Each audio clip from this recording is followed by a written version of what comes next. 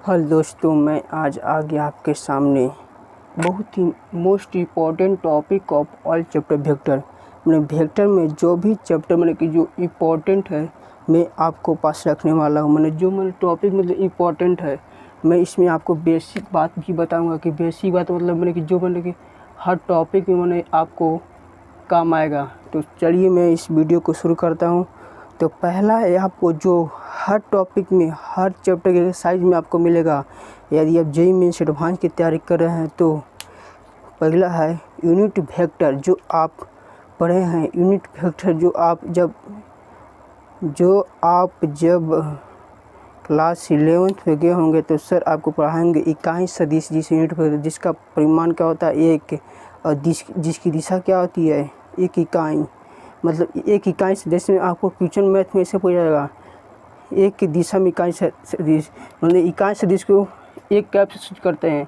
और इसका परिभाषा ऐसा होता है सदिश मतलब ये अगर ऐसा हो गया और इसका नीचे मोड होता है मैं सदिश से कम मापांक, यहाँ पर सदिश से होता है सदिश से कम मापांक होता है। या फिर इसको आप ऐसे भी लिख सकते हैं दूसरे रूप में, जैसे में ये ऐसे हो गया ऐसे, और फिर ऐसे भी लिख सकते हैं मैंने कि सदिश से कम मापांक कहिए या एक कहिए, दोनों का मतलब क्या होता है बराबर ही होता है। मतलब आपको सदिश से की दिशा में क्या देगा, मैंने जैसे में कुछ दिया होगा आई कैप जे कैप मतलब एक परिमाण कुछ दिया होगा और इसका मैंने कि क्या देगा आपको कि एक की दिशा में इकाई सदिश ज्ञात कीजिए। तो आपको इसके द्वारा ज्ञात करना होगा, मतलब ऊपर मैंने सदिश रखना होगा। मैंने जो सदिश दिया होगा मैंने सदिश में दिया होगा आई कैप प्लस 2 जे कैप प्लस 3 के कैप।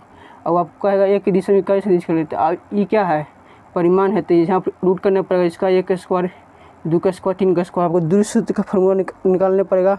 तो दूसरा क्या आ गया दूरी सूत्र जिसे कहते हैं डिस्टेंस फॉर्मूला। पहला क्या है यूनिट वेक्टर। यूनिट वेक्टर मतलब आपको मतलब कहानी की जैसे मैं बताऊंगा, मैंने जैसे जैसे इसमें काम आएगा उसी से मैं बताऊंगा मैं। आप दूसरा क्या है डिस्टेंस फार्मूला। जो आप देखें डिस्टेंस फार्मूला का कहाँ काम आएगा, जैसे में आप ज्यामिति को प्रूव करेंगे।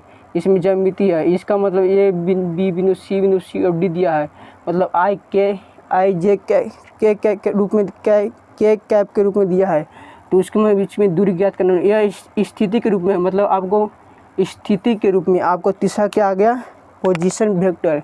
जो आप क्लास 11th पढ़ोगे फिजिक्स चैप्टर में पोजीशन वेक्टर मतलब जिसे स्थिति से जिस कहते हैं, मतलब यहाँ पे स्थिति के रूप में दिया हुआ आई कैप आई प्लस 2 जे कैप प्लस 3 के कैप। तो आपको यहाँ से इसका भी मान दिया होगा, इसका भी और इसका स्थिति के रूप में मैंने कि ये भी ज्ञात करना होगा। तो क्या करेंगे आपको, तो यह जरूर काम आएगा। मतलब हर अथी में ये भी मैंने कि निकालना होगा, तो वो बी माइनस ओ ए। मतलब आपको मतलब हर चैप्टर के हर टॉपिक में मतलब जो आप क्वेश्चन बनाएंगे उसमें आपको क्या आएगा अथी सूत्र आवे करेगा, मतलब एडिशन के ला तो आवे करेगा। एडिशन ला के साथ साथ आपको सब्ट्रैक्शन ला भी आएगा। मतलब देखिए यहाँ पर सब्ट्रैक्शन आ रहा है ना, जब आप स्थिति के रूप में इसे कनेक्ट कर रहे हैं तो वो बी माइनस ओ है। मतलब ये सब आपको unit vector distance formula position vector addition subtraction मतलब सब हर एक्सरसाइज के हर टॉपिक में मतलब आप क्वेश्चन बनाएंगे तो ये आपको जरूर काम आएगा, आप जरूर देखिएगा। और फिर और मैं आपका क्या कहूँ, जो आप शुरू से आते होंगे पढ़ते आ रहे होंगे क्रम विनय नियम, जो क्लास 8 में ही पढ़े होंगे क्रम विनय नियम, सहचर नियम और डिस्ट्रीब्यूटिव नियम, वितरण नियम जिसे कहते हैं, या तो आपको क्लास 11 12 आगे क्लास तक भी जारी रहेगा तो आपको काम आता ही रहेगा।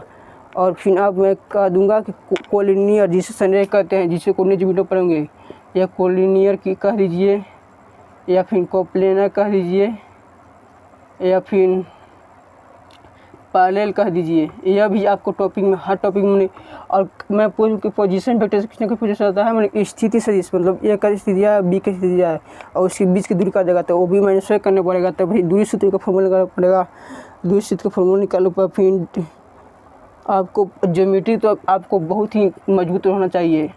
मैं उस वीडियो में ही बना दिया हूँ कि जो मैंने कि वेक्टर पढ़ने से पहले कौन सा चैप्टर पढ़ना चाहिए।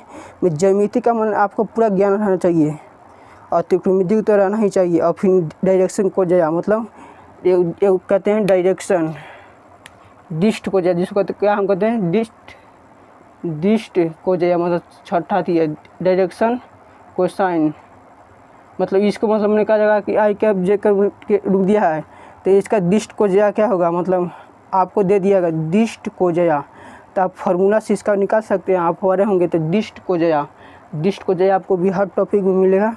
इस सब चैप्टर को आपको टॉपिक को अवश्य मजबूत कर लेना होगा, जिससे आपका आधार बना रहेगा और आपको कुछ भी दिक्कत नहीं होगा। आप सोचेंगे कि मैं अपने से पढ़ लूँ, तो अपने से भी आप पढ़ सकते हैं। और इससे ज़्यादा मैं अब क्या कहूँ। और फिर प्रोजेक्शन जो आपको खाली अदिश गुणनफल पर जो दो सदिशों का अदिश गुणनफल होता है ना, उसमें खाली कम आएगा प्रोजेक्शन।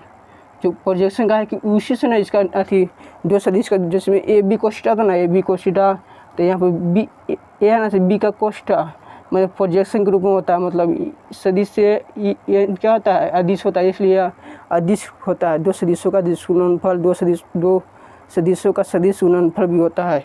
तो ये सब टॉपिक आपको कवर करना होगा। मतलब मैंने आप जब तक सदिश पढ़ते रहेंगे, जब तक आपको इस चैप्टर को मतलब टॉपिक को, चैप्टर ने कहिए टॉपिक को, मतलब जो टॉपिक आप उसमें पढ़ोगे उसको आपको बहुत ही मजबूत करना होगा। थैंक्स।